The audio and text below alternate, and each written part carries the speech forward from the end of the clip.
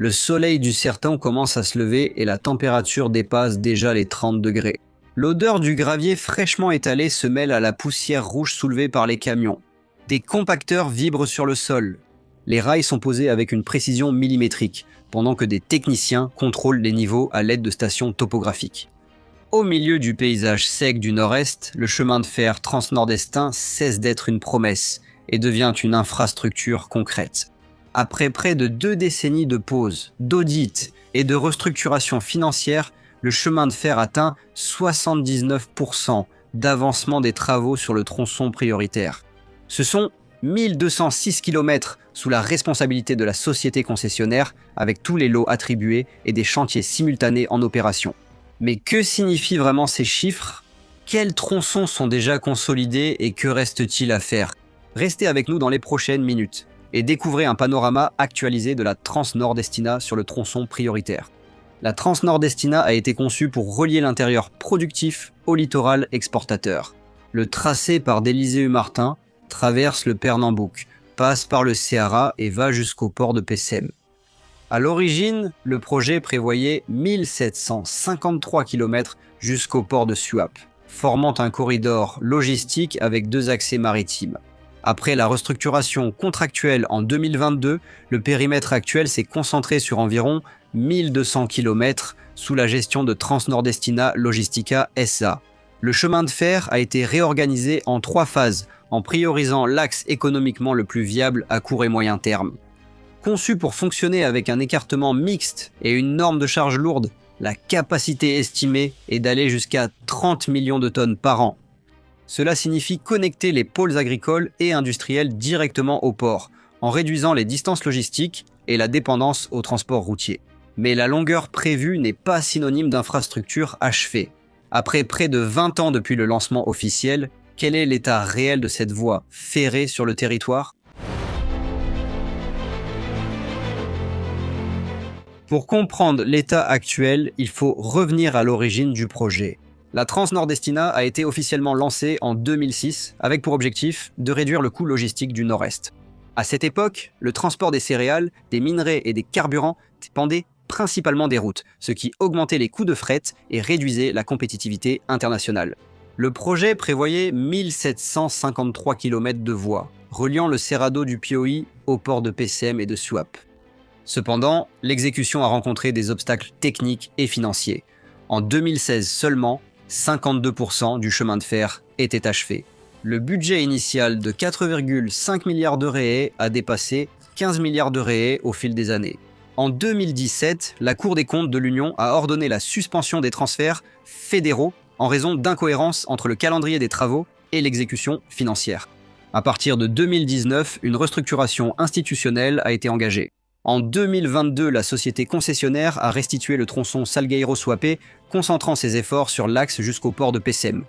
Le contrat a été modifié avec l'Agence nationale des transports terrestres, définissant des objectifs, des délais et des jalons réglementaires. Il convient de souligner que le financement a commencé à inclure des ressources du Fonds de développement du Nord-Est, FDNE, du Fonds d'investissement du Nord-Est, FNOR, ainsi que des apports structurés du nouveau PAC. Avec cela, le projet est entré dans une phase de stabilité contractuelle. À partir de ce point, l'analyse cesse d'être historique et devient technique, portant sur ce qui est effectivement réalisé sur le terrain. Actuellement, sur les quelques 1200 km sous la responsabilité de Transnordestina Logistica SCA, 79 sont déjà réalisés dans le tronçon cearense. De plus, les 19 lots de la première phase font tous l'objet de contrats officiellement signés. Ce point est important, car il met fin à un cycle historique de tronçons sans couverture contractuelle. Il convient de souligner que les 97 derniers kilomètres entre Baturité et Aracoiaba ont reçu un ordre de service à la fin de 2025. Avec cette étape, tout le corridor jusqu'au port de Pecém est désormais officiellement en cours de mise en œuvre continue. Selon le gouvernement du Ceará, il y a 10 fronts de travail simultanés répartis tout au long du tracé. Sur ces chantiers, plus de 4000 travailleurs sont engagés dans des activités allant du terrassement à l'installation de la superstructure ferroviaire. Jusqu'à présent, l'investissement réalisé dépasse 7,9 milliards de réais. Selon les directives convenues avec l'Agence nationale des transports terrestres, L'achèvement de la phase 1 est prévu entre 2026 et 2027. Ensuite, la phase 2 prévoit une expansion jusqu'en 2029, atteignant à nouveau Élysée-Martin. Parallèlement, le tronçon Salgueiro-Swap reste dans le cadre d'une planification fédérale distincte, ce qui pourrait à l'avenir reconstituer la configuration logistique initialement conçue. Sur le plan technique, cependant, les chiffres doivent se traduire par des travaux réalisés. Toute voie ferrée commence par ce que presque personne ne voit, le terrassement. C'est là que l'on définit ce qu'on appelle le tracé, c'est-à-dire les inclinaisons et les courbes qui vont déterminer l'effort des trains tout au long du parcours. Des coupes profondes et des remblais étendus sont réalisés avec un contrôle topographique permanent. L'objectif est de maintenir des pentes compatibles avec des convois allant jusqu'à 120 wagons. Des inclinaisons mal dimensionnées ont un impact sur la consommation de carburant, l'effort de traction et l'usure mécanique. Dans les zones où les sols ont une capacité portante plus faible, des solutions complémentaires sont adoptées. Dans ces situations, le sol peut être remplacé, renforcé avec un matériau plus résistant et compacté sous un contrôle rigoureux. Pour garantir que le sol supporte le poids des trains, les techniciens mesurent la densité du terrain, contrôlent l'humidité et appliquent ce qu'on appelle l'indice de portance californien, un test qui indique si cette base est réellement résistante à la surface. La formation de la voie permanente ne débute qu'après ce prélèvement et cette validation. Cette phase commence par la mise en place de la couche de forme, une couche qui sert de transition structurelle entre le sol traité et le ballast, en plus de protéger la base contre la contamination par des particules fines. Ensuite, on applique le ballast, composé de gravier calibré de haute résistance. Ici, l'objectif est de répartir les charges dynamiques, d'absorber les impacts et d'assurer un drainage efficace tout au long de la plateforme. Sur cette base, on place les traverses en béton, des pièces qui soutiennent les rails et répartissent le poids des trains. Elles sont dimensionnées pour supporter jusqu'à 32 tonnes par essieu, une norme compatible avec une ligne ferroviaire de fret lourd. Juste après, les rails sont soudés en longues barres continues. Cette solution réduit les joints mécaniques, minimise les vibrations et diminue le besoin de maintenance corrective. Comme la Transnordestina fonctionne avec un écartement mixte, la pose exige une précision géométrique encore plus grande. Dans certains segments, un rail supplémentaire est nécessaire, ce qui augmente la compatibilité future avec d'autres réseaux ferroviaires et permet une intégration stratégique avec le système national. Pendant que la voie permanente progresse, les ouvrages d'art avancent en parallèle. Les ponts et les viaducs assurent le franchissement des routes fédérales, des cours d'eau et des zones de drainage saisonnier. Il est important de souligner que certaines de ces structures dépassent l'impressionnante longueur de 300 mètres.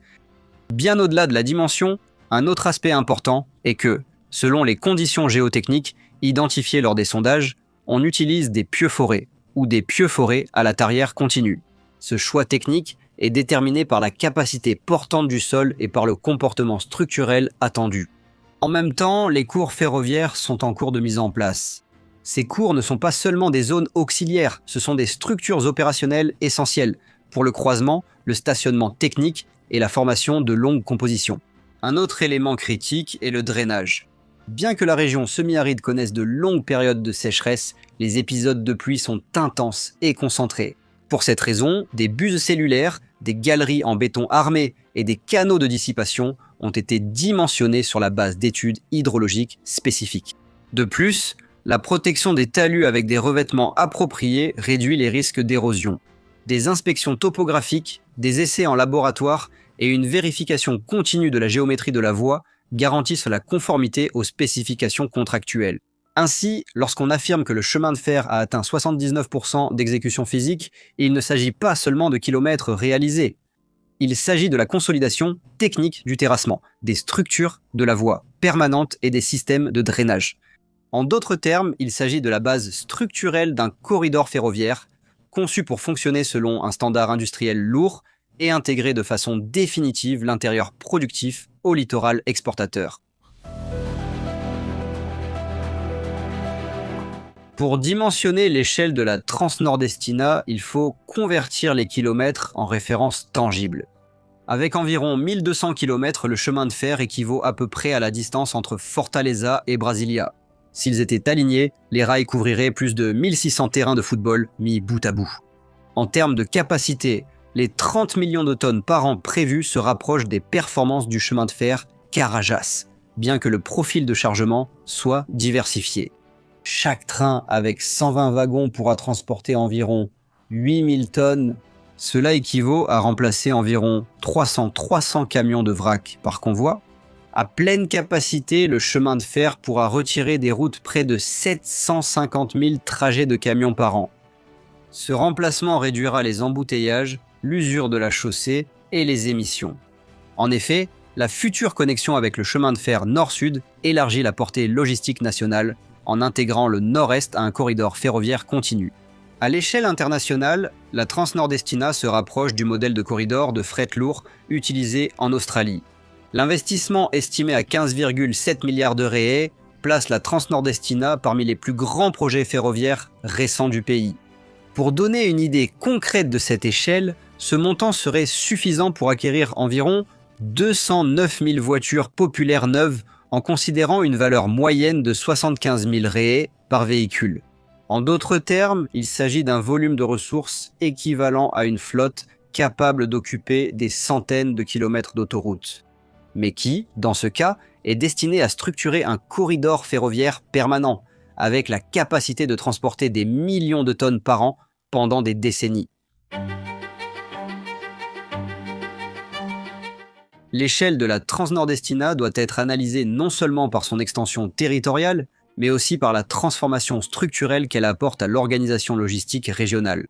À mesure que la phase 1 progresse vers son achèvement prévu entre 2026 et 2027, l'axe entre Élysée-Martin et le port de Pecém devrait entrer progressivement en service pour le fret, marquant la transition des travaux civils vers la phase opérationnelle. Ensuite, la phase 2 dont l'horizon est prévu pour la fin de cette décennie étendra cette portée territoriale, consolidant le corridor comme une alternative efficace au transport routier de longue distance. Parallèlement, la reprise du tronçon Salgueiro-Suape renforce l'intégration logistique du Pernambouc, rééquilibre la conception initiale du projet et élargit les possibilités d'accès portuaire.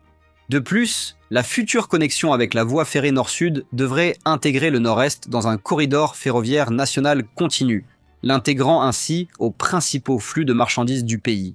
Avec cette structure consolidée, on s'attend à réduire jusqu'à 30% le coût logistique et agricole de la région. En même temps, la présence de la voie ferrée tend à stimuler l'expansion des terminaux intermodaux, des entrepôts et de nouveaux pôles industriels le long du tracé, amplifiant ainsi l'effet multiplicateur de l'infrastructure sur l'économie régionale. La Transnordestina a atteint une étape décisive. Avec 79% d'avancement physique, tous les lots sont contractés et le financement est structuré. Le projet a progressé, au-delà de la phase d'incertitude. Il reste encore des kilomètres à achever, mais, contrairement au passé, il y a un calendrier, des ressources et des chantiers actifs. Si le rythme actuel est à maintenu, le Nord-Est disposera de l'un des principaux corridors ferroviaires du pays. Merci d'avoir regardé cette vidéo jusqu'ici. Que pensez-vous de cette étape et de l'avancement de la Transnordestina ? Est-ce trop lent? Cela aurait-il déjà dû être terminé ou est-ce au bon rythme? Qu'attendez-vous une fois la voie ferrée terminée? Donnez votre avis en commentaire. Je m'arrête là. Je vous embrasse et à la prochaine vidéo.